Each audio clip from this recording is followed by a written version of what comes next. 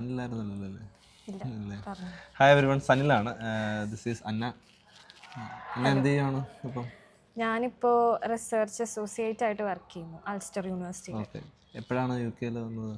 ഞാൻ 2024 ജാനിൽ വന്നു. ഓക്കെ. നമ്മൾ നേരത്തെ സംസാരിച്ച് പറയായിരുന്നു, ഇപ്പം നാട്ടിലങ്ങനെ വർക്ക് എക്സ്പീരിയൻസ് ഒന്നും ഇല്ല, പക്ഷേ ഇവിടെ വന്നു സ്റ്റുഡൻറ് വിസയിൽ വന്നു. ഇപ്പോൾ PSWയിലാണ്.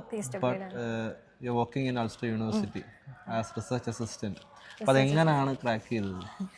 അത് പറയുകയാണെങ്കിൽ എനിക്ക് ഇതുപോലെ പറഞ്ഞ പോലെ വേറെ എക്സ്പീരിയൻസ് ഒന്നുമില്ല, വർക്ക് എക്സ്പീരിയൻസ് ഒന്നുമില്ല.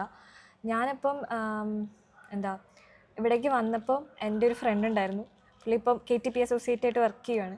അപ്പോൾ പുള്ളിയാണ് പറഞ്ഞു തന്നത്, നമ്മൾ കുറച്ച് സ്റ്റഡീസിൽ ഫോക്കസ് ചെയ്യുമ്പോൾ നമ്മൾ സ്കില്ല് ബിൽഡ് ചെയ്യുന്ന രീതിയിലുള്ള കാര്യങ്ങൾ, പ്രോജക്ട്സ് ഒക്കെ അതിൽ ഫോക്കസ് ചെയ്ത് അതിൽ വർക്ക് ചെയ്യാൻ വേണ്ടി പറഞ്ഞു. അപ്പം എനിക്ക് നമ്മുടെ കോഴ്സിൻ്റെ അകത്ത് കുറേ കോഴ്സ് വർക്കുകളുണ്ട്. അപ്പോൾ അതൊക്കെ എല്ലാം പ്രാക്ടിക്കൽ, നമ്മുടെ നാട്ടിലെ പോലത്തെ ഒരു അക്കാഡമിക് സിസ്റ്റം അല്ല ഇവിടെ ഉള്ളത്.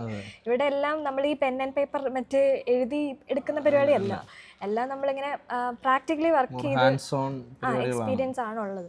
അപ്പം അങ്ങനത്തെ പ്രോജക്ട്സിൽ നല്ലോണം അത് ചെയ്യാൻ കുറേ ആൾക്കാർ ഇങ്ങനെ പുറത്തു കൊടുത്ത് ചെയ്യിക്കുന്നവരുണ്ട്. അപ്പം നമ്മളത് സ്വന്തമായിട്ട് ചെയ്യുക എന്നുള്ളൊരു സംഭവമായിരുന്നു പറഞ്ഞു തന്നു. അപ്പോൾ അതിലാണ് ഞാൻ മെയിനായിട്ട് ഫോക്കസ് ചെയ്തപ്പം അതിൽ സ്കിൽസ് ഡെവലപ്പ് ചെയ്യാൻ വേണ്ടി ഓരോ കാര്യങ്ങൾ ചെയ്തു. പിന്നെ പറയാനാണെങ്കിൽ എൻ്റെ ഇൻ്റർവ്യൂസിലൊക്കെ ആണെങ്കിലും ഇവർ ചോദിക്കുന്നത് നമ്മളോട് ഒരു പ്രാക്ടിക്കൽ എക്സ്പീരിയൻസ് ഉള്ള രീതിയിലാണ് ചോദിക്കുന്നത്. എല്ലാവർക്കും അറിയാം, നമ്മുടെ CV കാണുമ്പോൾ എല്ലാവർക്കും അറിയാം നമുക്ക് വേറെ എക്സ്പീരിയൻസ് ഒന്നും ഇല്ല എന്നുള്ളൊരു സംഭവം അറിയാം. അപ്പോൾ അവർ മെയിനായിട്ട് നോക്കുന്നത് നമ്മളുടെ കയ്യിലൊരു ടാസ്ക് തന്നു കഴിഞ്ഞാൽ നമ്മൾ അതിൽ വർക്ക് ചെയ്യാൻ പറ്റുമോ എന്നുള്ളതാണ്. അപ്പോൾ പ്രാക്ടിക്കലി ഉള്ള എക്സ്പീരിയൻസ് വെച്ചിട്ട് പറയാനാണ് പറഞ്ഞു. അപ്പോൾ ഞാൻ മെയിനായിട്ട് ഫോക്കസ് ചെയ്തത് എൻ്റെ മാസ്റ്റേഴ്സ് പ്രോജക്റ്റിൽ അല്ലെങ്കിൽ ആ റിസർച്ച് വർക്ക് അത്യാവശ്യം നല്ലോണം ചെയ്തു കഴിഞ്ഞാൽ നമ്മുടെ മാസ്റ്റർ ഡിസർട്ടേഷൻ വരുന്നത് അതൊരു 4 മാസം നമുക്ക് കാണും അതിൽ ചെയ്യാൻ വേണ്ടി. ഇപ്പം കുറേ ടോപ്പിക്സ് അവർ തരും. ആ ടോപ്പിക്സിൻ്റെ അകത്ത് എല്ലാവരും സാധാരണ ചെയ്യുന്ന ഒരു ഈസി ടോപ്പിക് എടുക്കുക, അത് ഒത്തിരി പണിയെടുക്കാണ്ട് നമുക്ക് പാസ്സാകാനുള്ള മാർക്ക് അതിൻ്റെ അകത്ത് കിട്ടും. അപ്പോൾ എൻ്റെ ഒരു ഫ്രണ്ട് എനിക്ക് പറഞ്ഞു തന്നൊരു ടിപ്പായിരുന്നു അത്. അതിൻ്റെ അത് ചൂസ് ചെയ്തപ്പോൾ ഇച്ചിരി ഡിഫിക്കൽട്ട് ആയിട്ടുള്ളൊരു പ്രോജക്റ്റ്. അപ്പോൾ ഈ മാസ്റ്റേഴ്സ് ആയിരുന്നു, അത് മാത്രമാണ് എനിക്ക് എക്സ്പീരിയൻസ് ഉണ്ടായിരുന്നത്. അപ്പം എൻ്റെ ഗ്രാജുവേഷൻ കഴിഞ്ഞ് ഇങ്ങനെ ഒരു യൂണിവേഴ്സിറ്റി ത്രൂ ഇങ്ങനെ കുറേ റിസർച്ച് ജോബ്സ് വരുന്നുണ്ടെന്നുള്ള കാര്യം എന്നോടിങ്ങനെ ഫ്രണ്ട് പറഞ്ഞിട്ട് എനിക്കറിയായിരുന്നു. അത് ഒരു വെബ്സൈറ്റ് ഉണ്ട്, jobs.ac.uk എന്ന് പറഞ്ഞിട്ടൊരു വെബ്സൈറ്റ് ഉണ്ട്. ആ വെബ്സൈറ്റിലാണ് മെയിനായിട്ടും ഈ ജോബ്സ് പോസ്റ്റ് ചെയ്യുന്നവർ. പക്ഷെ അതിൽ നമ്മൾ കയറി കഴിയുമ്പോൾ നമ്മൾ ഈ യൂണിവേഴ്സിറ്റിയുടെ വെബ്സൈറ്റിലേക്ക് നമ്മളെ ഡയറക്റ്റ് ചെയ്യും, അവിടെ നമുക്ക് അപ്ലൈ ചെയ്യാൻ പറ്റും. അപ്പം ജസ്റ്റ് ഒരു 1 റൗണ്ട് ഓഫ് ഇൻ്റർവ്യൂ മാത്രമേ ഉള്ളൂ ഇതിന് ശരിക്കും പറഞ്ഞാൽ. അപ്പോൾ ഞാനിങ്ങനെ ഗ്രാജുവേഷൻ കഴിഞ്ഞ് ഒരു 2 മാസം കഴിഞ്ഞപ്പോൾ ഇങ്ങനെ ഒരു ജോബ് കണ്ടു, അൾസ്റ്റർ യൂണിവേഴ്സിറ്റി തന്നെ കണ്ടു. അപ്പം ഞാനിങ്ങനെ വെറുതെ അപ്ലൈ ചെയ്ത് നോക്കി. പക്ഷെ അപ്ലൈ ചെയ്യാന്ന് പറഞ്ഞാൽ ചുമ്മാ നമ്മുടെ ലിങ്ക്ഡിനിലെ ഈസി അപ്ലൈ പോലെ ഒന്നല്ല, ഇച്ചിരി പണിയുണ്ട്. കാരണം അവർക്കൊരു കുറേ സെറ്റ് ഓഫ് ക്വസ്റ്റ്യൻസ് ഉണ്ട്, നമ്മുടെ എക്സ്പീരിയൻസ് വെച്ചിട്ട് നമ്മൾ ഈ ക്വസ്റ്റ്യൻസ് ആൻസർ ചെയ്യണം. അത് കുറച്ച് സമയം എടുത്ത് ചെയ്യേണ്ട കാര്യമാണ്. അപ്പോൾ ആ ഒരു ഇത് വെച്ചിട്ടാണ് അവർ ഷോർട്ട് ലിസ്റ്റ് ചെയ്യുന്നത്.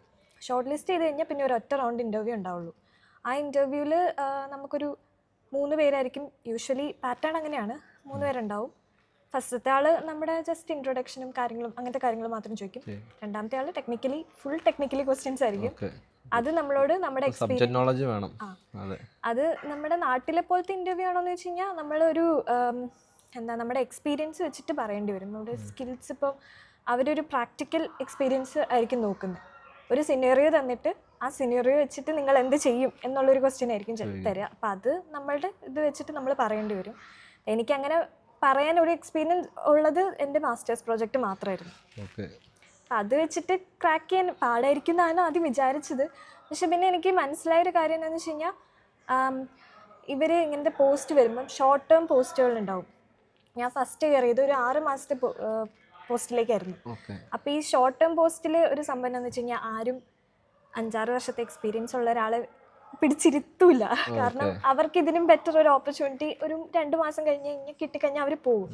അവർ നോക്കുന്ന ഇതുപോലെ സ്റ്റുഡൻസ് ആയിട്ട് ജസ്റ്റ് ഗ്രാജുവേറ്റ് ആയിട്ട് നിൽക്കുന്ന ആൾക്കാരുണ്ടെങ്കിൽ ഇങ്ങനത്തെ ഷോർട്ട് ടേം പോസ്റ്റുകൾ അവർക്ക് കൊടുത്തു കഴിഞ്ഞാൽ അവർ ഈ കംപ്ലീറ്റ് ചെയ്യും, ആ ഒരു ഡ്യൂറേഷൻ കംപ്ലീറ്റ് ചെയ്യും എന്നുള്ളൊരു സംഭവം ഉള്ളതുകൊണ്ട് എനിക്ക് ആ ജോബ് കിട്ടാൻ എളുപ്പമായിരുന്നു.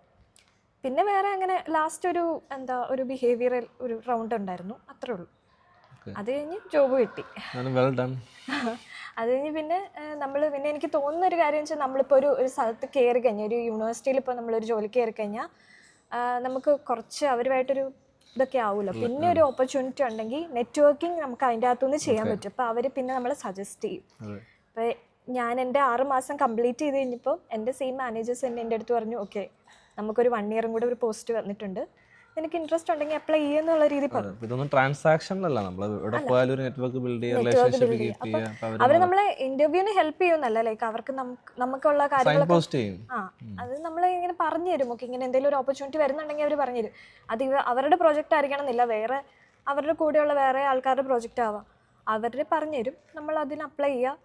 അപ്പോൾ എന്താണേലും ഫ്രഷറായിട്ട് ഇറങ്ങിയ ഒരാൾക്ക് ഒരു എക്സ്പീരിയൻസ് ഇല്ലാതിരിക്കുന്നതിലും നല്ലതാണ് ഒരു 6 മാസത്തെ എക്സ്പീരിയൻസ് എന്നാണ് എനിക്ക് തോന്നിയിട്ടുള്ളത്. അതെ തീർച്ചയായിട്ടും അത് വളരെ നല്ലൊരു ഇൻസൈറ്റാണ്. കാര്യം പലരും പറയും എക്സ്പീരിയൻസ് ഇല്ല, ജോബ് കിട്ടാൻ പാടാണ്. ഈ പറഞ്ഞ് അതുകൊണ്ടാണ് ഞാനും നമുക്ക് പെട്ടെന്നൊരു വീഡിയോ ആണെന്ന് വിചാരിച്ചത്. പിന്നെ കുറേ നമുക്ക് എന്താ പറയുക, കുറേ പഠിക്കാൻ പറ്റും. ഇപ്പം ഞാനിപ്പം ആദ്യം ചെയ്തത് ഡേറ്റാ സയൻറ്റിസ്റ്റ് ആയിട്ടായിരുന്നു, റിസർച്ച് അസോസിയേറ്റ് ആയിരുന്നു കയറിയത്.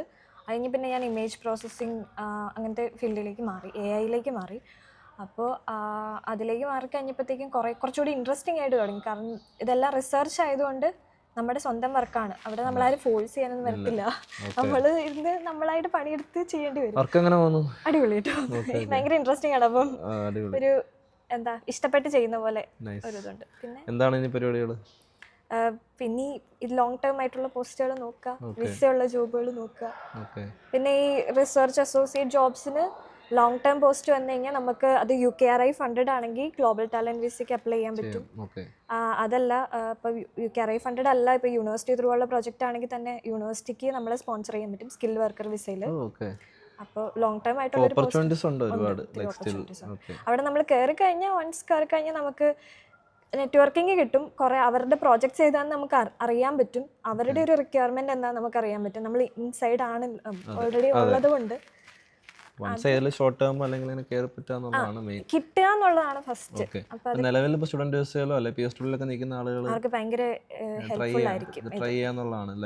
അത് ഷോർട്ട് ടേം ആണല്ലോ എന്ന് വിചാരിച്ച് ഞാൻ ആദ്യം ഒന്ന് ബാക്ക് ഓഫ് ചെയ്യാൻ നോക്കിയായിരുന്നു. ലൈക്ക് ഷോർട്ട് ടൈം അല്ലേ, ഇതുകൊണ്ട് വലിയ ഉപകാരം എന്താ ഉള്ളത് എന്നുള്ളൊരു രീതിയിൽ ആലോചിച്ചായിരുന്നു. പക്ഷെ അതായിരിക്കും എല്ലാവരും ഫസ്റ്റ് ചിന്തിക്കുക. ഇപ്പോൾ 3 മാസത്തേക്കൊക്കെ വരുമ്പോൾ ആരും 3 മാസത്തേക്കോ എന്നുള്ളൊരു ഇത് വരും. പക്ഷെ നമുക്ക് കിട്ടാൻ പറ്റുന്നതിൽ ഏറ്റവും ബെറ്റർ ഓപ്പർച്യൂണിറ്റിയാണ് അത്. നമുക്ക് സ്റ്റാർട്ട് ചെയ്യാൻ പറ്റും, നമുക്ക് ഇൻഡസ്ട്രിയിലേക്ക് നമ്മൾ ഇറങ്ങുവാണ് ഒരു research. Thank you so much ആണ്. ഇത് ഒട്ടും പ്ലാൻ ചെയ്തായിരുന്നു, പക്ഷെ നമുക്ക് വീഡിയോ ചെയ്യാന്ന് പറഞ്ഞ് പെട്ടെന്നൊരു വീഡിയോ ചെയ്ത് താങ്ക് യു സോ മച്ച്. ഇത് ഒരുപാട് പേർക്ക് ഹെൽപ്പ് ആവട്ടെ.